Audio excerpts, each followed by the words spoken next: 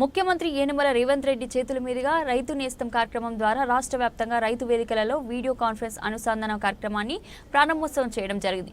అక్బర్పేట భూంపల్లి మండలంలోని భూంపల్లి రైతు వేదికలో జరిగిన రైతు నేస్తం కార్యక్రమంలో పాల్గొన్న దుబ్బాక నియోజకవర్గం కాంగ్రెస్ పార్టీ ఇన్ఛార్జ్ చెరుకు శ్రీనివాసరెడ్డి. ఈ సందర్భంగా చెరుకు శ్రీనివాసరెడ్డి మాట్లాడుతూ 9,000 కోట్ల రూపాయలు రైతు భరోసా నిధులు విడుదల చేసినందుకు ముఖ్యమంత్రికి ప్రత్యేక ధన్యవాదాలు తెలియజేశారు.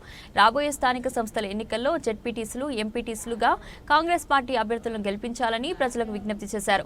3.5 సంవత్సరాలు ప్రజాప్రభుత్వం ఉంటుంది కనుక ప్రజలు మేలు చేసే అనేక కార్యక్రమాలను దుబ్బాక నియోజకవర్గంలో చేపడతామని తెలిపారు.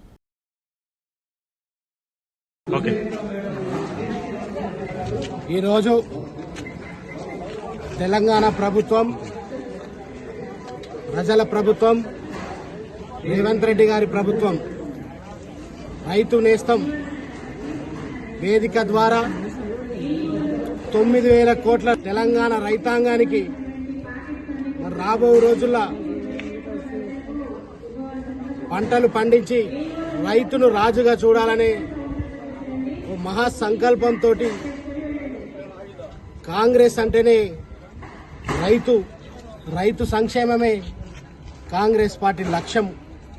మరి ప్రతిపక్షాలు ఎన్ని గగ్గోలు పెట్టినా ఎన్నో సంక్షేమ కార్యక్రమాలు ఈరోజు తెలంగాణ రైతాంగం కోసం కేవలం ఒక సంవత్సరంలోనే 1,18,000 కోట్ల రూపాయల అభివృద్ధి సంక్షేమ కార్యక్రమం రైతాంగం కోసం తీసుకుందంటే ఈ రాష్ట్ర ప్రభుత్వానికి రైతాంగం మీద ఎంత చిత్తశుద్ధి ఉందో ప్రజలందరూ అర్థం చేసుకోవాలి.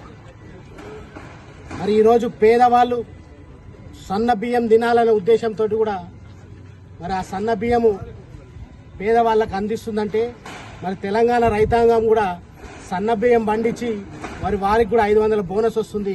అంటే ప్రజలందరూ కలిసి, రైతాంగం అందరూ కలిసి చేదోడు వాదోడుగా ఉంటే ప్రతి ఒక్క పేదవాడికి సంక్షేమ కార్యక్రమాలు అందుతాయి. ప్రతి ఒక్క రైతు ప్రభుత్వాన్ని దీవించాల్సి ఉంది. రైతులు ప్రభుత్వ పక్షాన మీ యొక్క బాధ్యత నిర్వర్తించినప్పుడు సమాజం, ప్రపంచం సస్యశ్యామలమవుతాయి. ఈ రాష్ట్ర రైతాంగం ఆ సస్యశ్యామలం అయినప్పుడు దేశ ప్రగతి కూడా ముందుకు పోతుంది. కాబట్టి అన్నం పెట్టిన రైతే ముఖ్యం. కాబట్టి రైతు సంక్షేమంగా వస్తున్న పాటుపడుతున్న తెలంగాణ రైతాంగం ఈ ప్రభుత్వాన్ని దీవించాల్సిన అవసరం ఉంది. దుబ్బాక నియోజకవర్గ ప్రజలను కూడా కోరుతా ఉన్నా, మీరు మొన్న కూడా ఎవరికో ఓటేసి వాళ్ళు ఏం అభివృద్ధి గతంలో 10 ఏళ్ళ అభివృద్ధి చేయలే, మళ్ళా వాళ్ళ మాయమాటలు నమ్మి ఓటేసిండ్రు. కాబట్టి మన దుబ్బాక నియోజకవర్గ రైతాంగానికి, పేదలకు విజ్ఞప్తి చేస్తున్నా, 3.5 సంవత్సరాలు మన ప్రజాప్రభుత్వం ఉంది. కాంగ్రెస్ పార్టీ